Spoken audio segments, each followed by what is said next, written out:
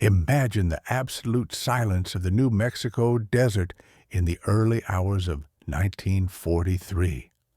Suddenly, the horizon is shattered by explosions and flames that consume one of the most secure military hangars in the United States.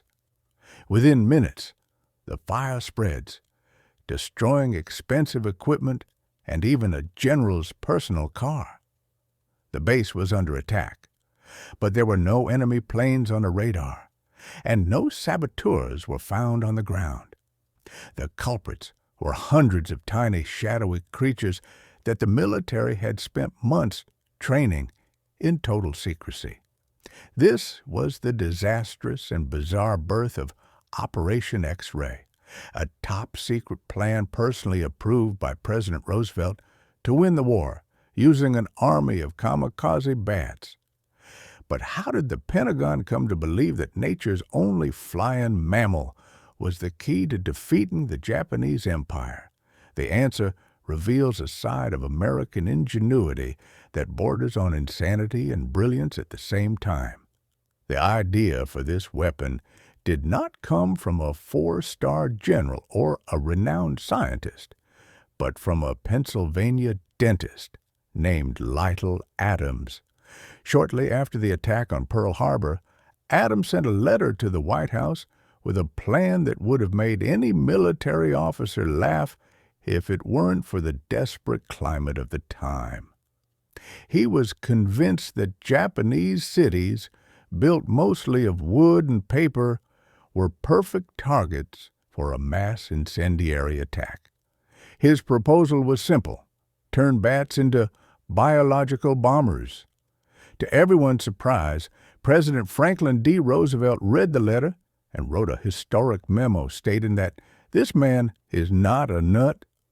With the presidential blessing, the OSS launched a $1 million investigation to discover how to turn the Mexican free-tailed bat into a deadly war machine. The engineering behind Project X-Ray was a true masterpiece of what we call American Industrial Mischief. Government scientists worked against the clock to create a miniature napalm bomb weighing less than an ounce that could be surgically attached to the chest of each bat. The logistical plan was even more complex. Thousands of bats would be placed in a state of forced hibernation inside bomb-shaped containers carried on B-24 planes. When dropped over Japanese cities at dawn, the containers would open in mid-air. The bats would wake up with the heat and instinctively seek shelter in the attics and roofs of the houses. They were perfect biological drones, invisible to radar, silent, and capable of carrying chaos into enemy homes before the sun even finished rising.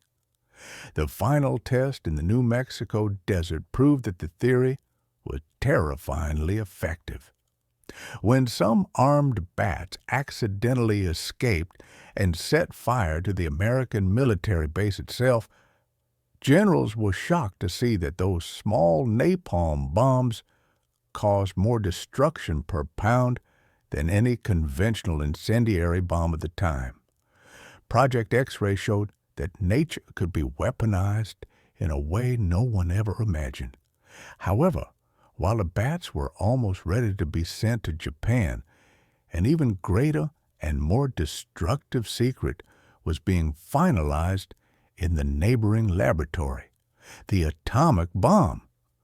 Because of the progress of the Manhattan Project, the operation with the bats was canceled and archived, becoming one of the most forgotten and bizarre chapters of World War II. It was a moment when human creativity knew no limits, proving that in war, the next lethal weapon might be hidden in the shadows of a cave.